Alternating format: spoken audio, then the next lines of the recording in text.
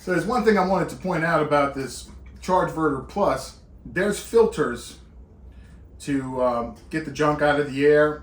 There's vents on this side and on this side of the unit. And there's a little filter in there that you need to clean it. Some good advice on when you should clean it. Once a month's a good idea, or at least every other month. It depends on how much you use it, of course. But if you're using it a lot, I would say once a month. But it's real simple. There's just 4 screws on the side. We're gonna do a little closer up view so you can see that. And you wanna clean it, put it back in. So we're gonna show you how you can take off one of the panels, pull out the filter and put it back in. So if you look real close, you can see the 4 screws. There's 2 on the bottom corners, 2 on the top corners. We're just gonna unscrew those, get the filter out, and show you what it looks like. Now these screws are very tiny, so you want to keep track of them.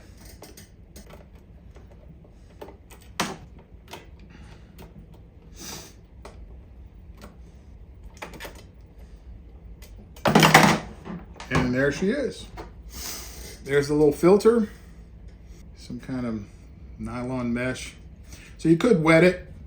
If there's any gunk on it at all, I would, get a little soap and water, I guess, and then make sure you dry it before you put it back in.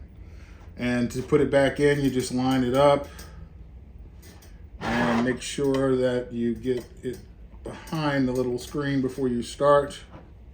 Get one started. Get another one started.